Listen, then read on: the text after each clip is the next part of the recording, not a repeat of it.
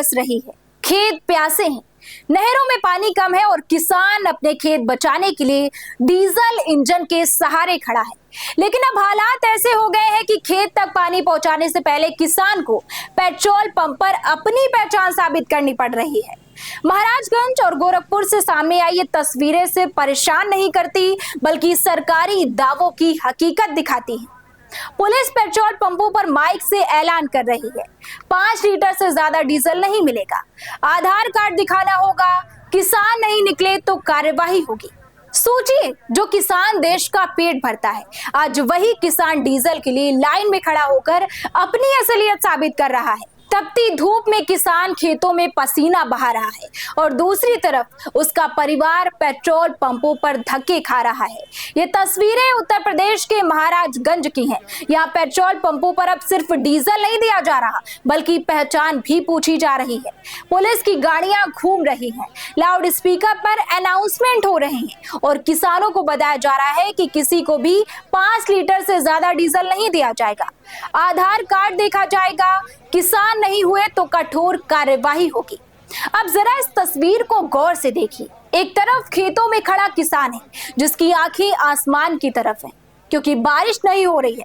दूसरी तरफ उसका बेटा, उसकी पत्नी, उसका भाई हाथ में खाली डिब्बा लेकर पेट्रोल पंप की लाइन में खड़े हैं।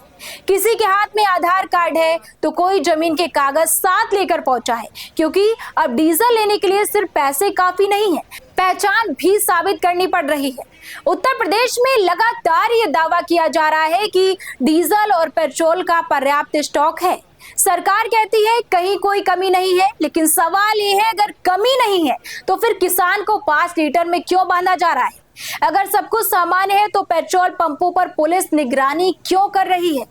और अगर डीजल भरपूर है तो किसान को आधार कार्ड दिखाकर अपनी जरूरत क्यों साबित करनी पड़ रही है? गांवों में पहले से बिजली संकट है, घंटों बिजली कटौती होती है।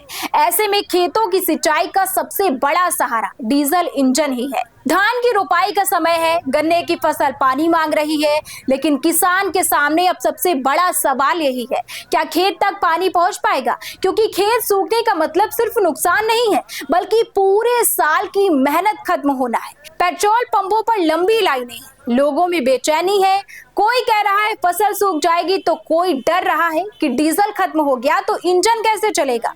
और इसी बीच पुलिस की चेतावनी माहौल को और भी भारी बना रही है। किसानों को ऐसा महसूस कराया जा रहा है जैसे वो डीजल लेने नहीं बल्कि कोई अपराध करने आए हो। देश का अन्नदाता जिनके भरोसे करोड़ों लोगों की थाली सस्ती है, आज कुछ लीटर डीजल के लिए सिस्टम के सामने खड़ा है।